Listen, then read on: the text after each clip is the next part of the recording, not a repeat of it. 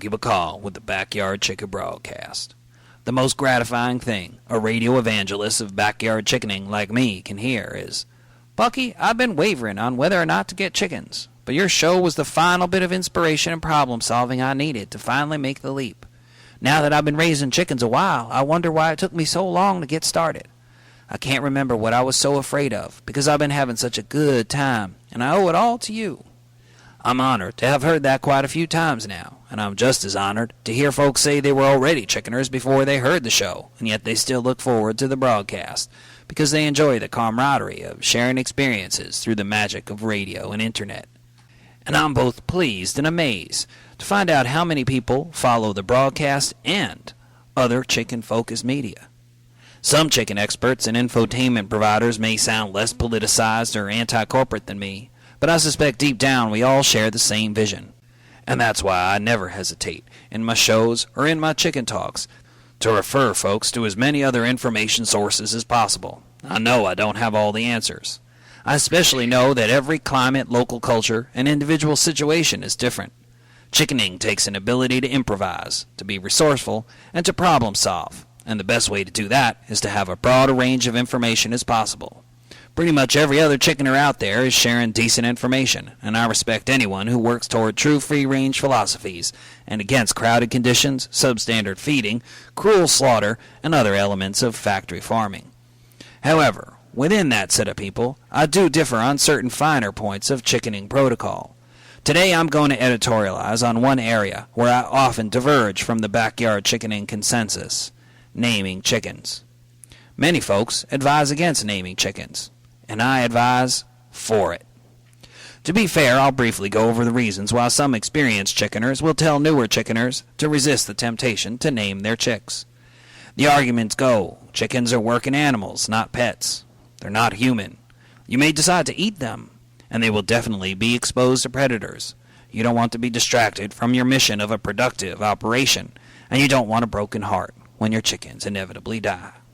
Now, first of all, I have to say that never killing your chickens for meat or because they don't lay the retail value in eggs that you're spending on feed, and letting them live out their bug and weed controlling, soil tilling, fertilizer producing, and compost accelerating lives may put you closer to the pet end of the pet to agriculture spectrum, but there's no shame in that.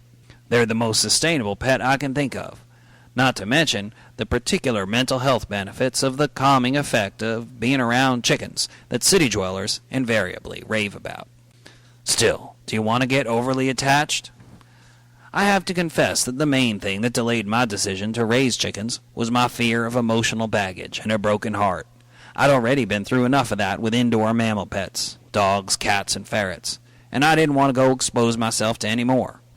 But I reconsidered the age-old wisdom that to have a chance at any kind of happiness, you always have to let yourself be open to a broken heart. I think most of us humans have a tough time sticking to that kind of courage, but chickening is one of the things that taught me that getting your heart broke is not only inevitable, but also necessary. More on that in a minute, but first, I want to talk about my main reason for naming chickens.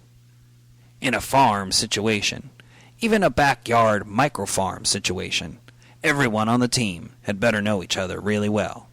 On an integrated farm, chickens are not just organic machines, they're partners in the truest sense of the word. How you feed, where you pasture, where you fertilize, how you rotate, how you cope with the changes that come not only with every season, but also from year to year, with all the crazy shifts in fate that are just as much a piece of farming as hard work, is all stuff you share with your chicken partners.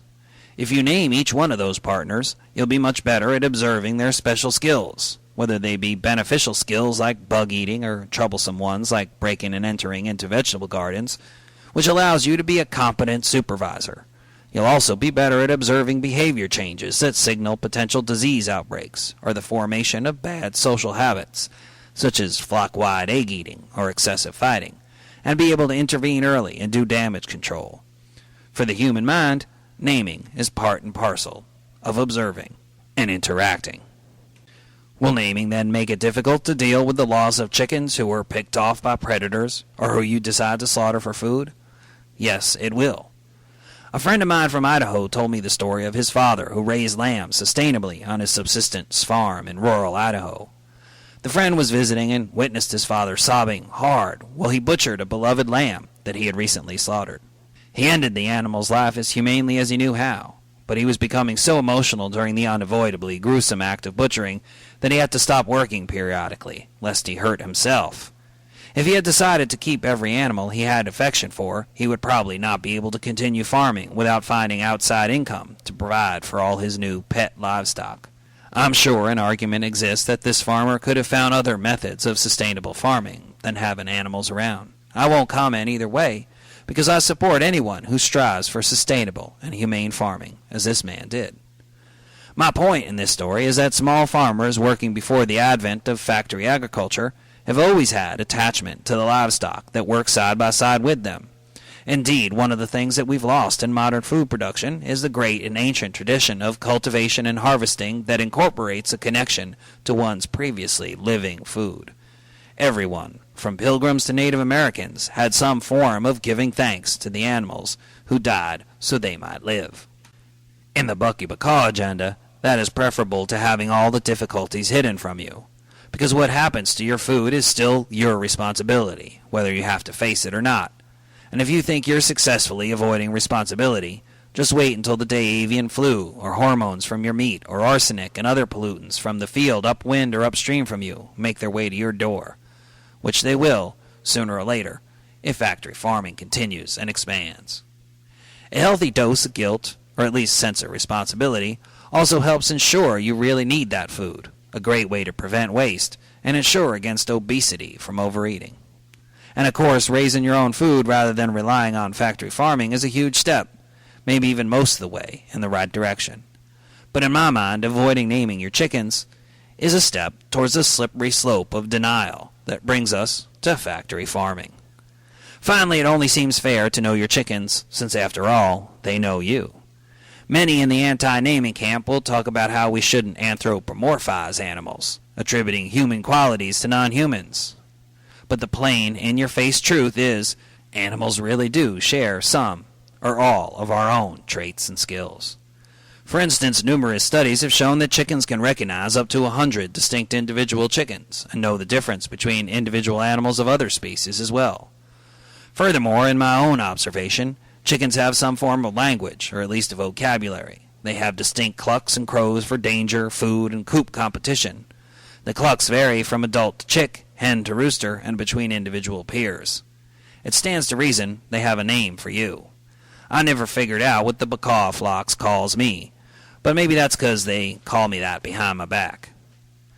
The reason even to have to warn people off a name in their hens is that it's most people's natural inclination to name their chickens, even if the name is that red-tipped wing one, or something morbid and self-incriminating like dinner, hardy har har.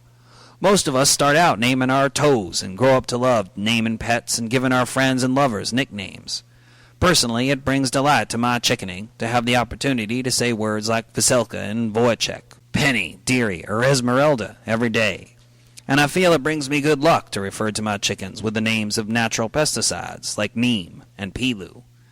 So why should you deny your human name-loving nature any more than you, as a backyard chickener, opposed to factory farming, would deny chickens their free-pecking, good-eating nature?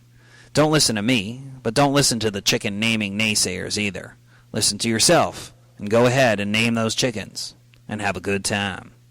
This has been Bucky Backaw with the Backyard Chicken Broadcast. Bucky Backaw.